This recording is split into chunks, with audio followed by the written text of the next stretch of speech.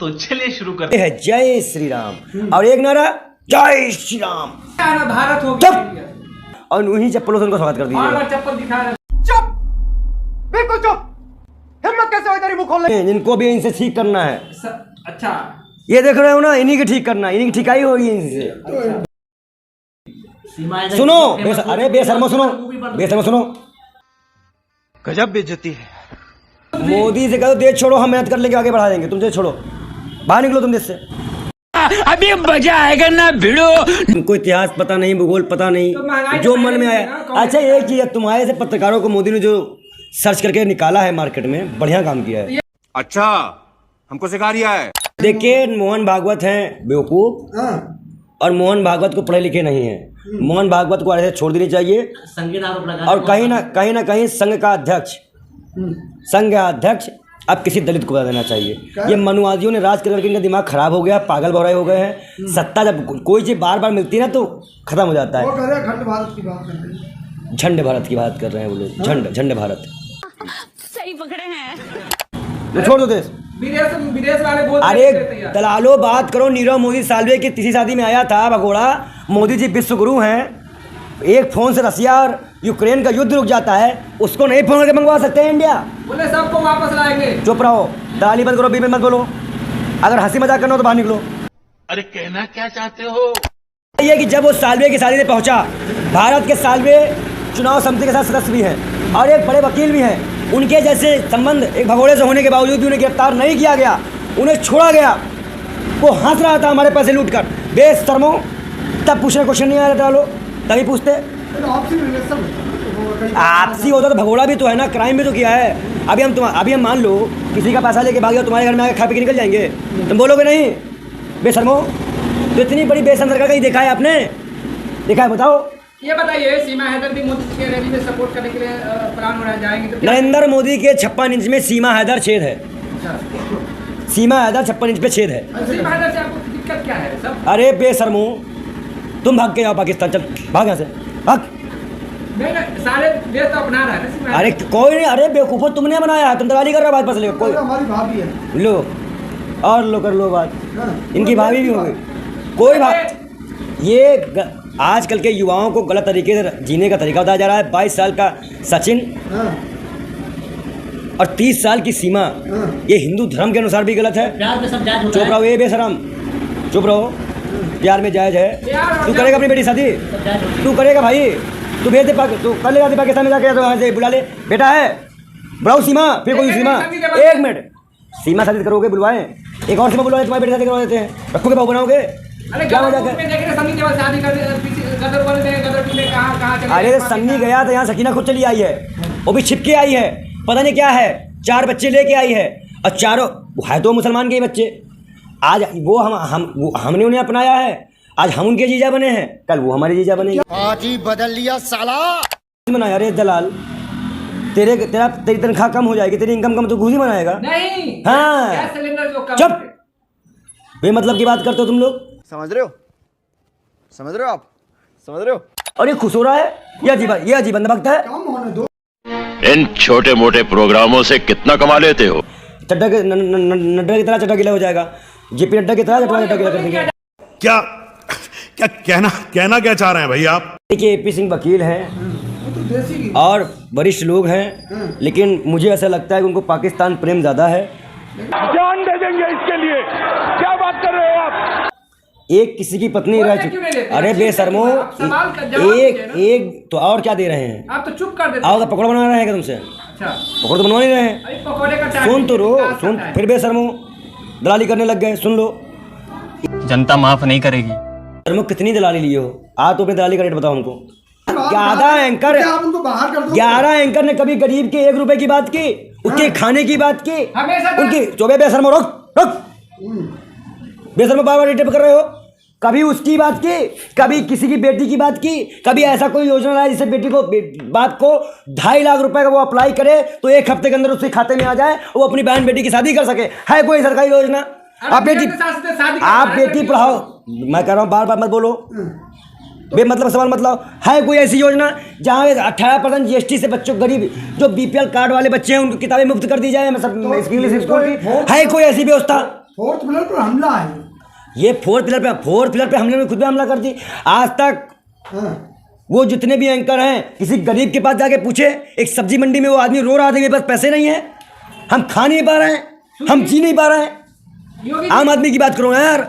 सुधीर चौधरी सही पकड़े हैं। राष्ट्रवाद का मतलब बताओ बेशर्मो। आज तुम लोग राष्ट्रवाद का मतलब बताओ हमको। राष्ट्रवाद का मतलब क्या है?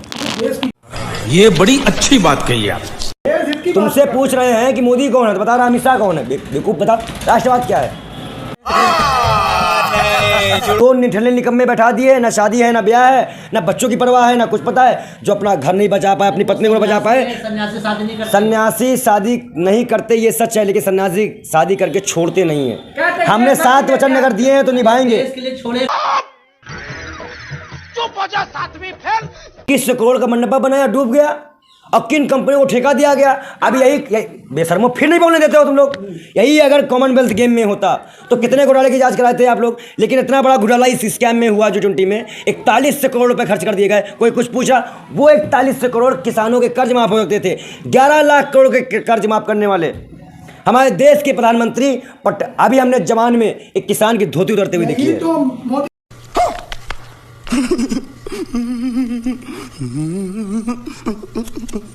140 करोड़ लोग हमारे परिवार हैं। जितनी भी खिलाड़ी बेटियां थी उनको भी परिवार बताया गया था। क्या हाल हुआ उनका जंतर मंतर पे? क्या हाल हुआ जंतर मंतर पे? सवाल देखिए। ये सब क्या देखना पड़ रहा है? अच्छा है मैं अंधा हूँ। जो बेटियां थी विपक्ष में, कोई नेता थी, विधायक थी। अरे दलालों, अपनी बहन बेटियों को भी विपक्ष नेता बताते हो तुम लोग। जो बहन बेटियां पर पीड़ित हैं, जो बहन बेटियां तो मतलब जो नंगा घुमाए वो राजनीति थी। नहीं, वो नहीं। क्या थी? जंतर मंतर की बात। मैं तुम्हारे चैनल पे FIR कर दूंगा, याद रखना। तुम्हारा पहले FIR करूंगा मैं। तुम बेमतलब की मिस्टेक न्यूज बढ़ा रहे हो। मणिपुर में जो घटना हुई, क्या वो तुम काल्पनिक मानते हो? क्या नू में दंगा वो काल्पनिक था? क्या प्रधानमंत्री का ये स्टेटमेंट काल्पनिक था कि कब जानते? तो इस पर वास्तविकता में बात करो। देखो, हमें तुमसे कोई बैर नहीं है, लेकिन वास्तविकता में बात करो ईमानदारी से। मैं तैयार हूँ। जब मकान टूटे हैं दिल्ली में G20 में, बीके भाई, मैं गया था, मैंने देखा, मेरे आंख से आंसू आ गए। माँ भी लग रही है कि भाई इतने मकान मेरे क्यों तुड़वा दी गए, मेरे पास मकान में नहीं है। अवैध था तो आप एक ही दिन में तुड़वा दोगे, 10 मिनट में तुड़वा दोगे, कोई टाइम दोगे? 15 दिन का टाइम तो होता है। कुछ भी पूछता हूँ, जय श्री राम। एक नारा ये है, जय श्री राम, और एक नारा जय श्री राम। राम जी जय श्री राम, ये राम थे। जय श्री राम, जय श्री राम, जय श्री राम। देश का युवा जय श्री राम। अरे मैं कह रहा हूँ देश का युवा, झंडे हैं। और अरे हम कह रहे हैं यही युवा हाथों में कलम लेके अगर IIT में निकलते, IAS निकलते, नौकरी करते, बिजनेस करते, और यहाँ के सारे युवाओं के पास इतना रुपया होता कि इस देश की गरीब जनता को वो गरीब न रहने देते, तब हम मानते।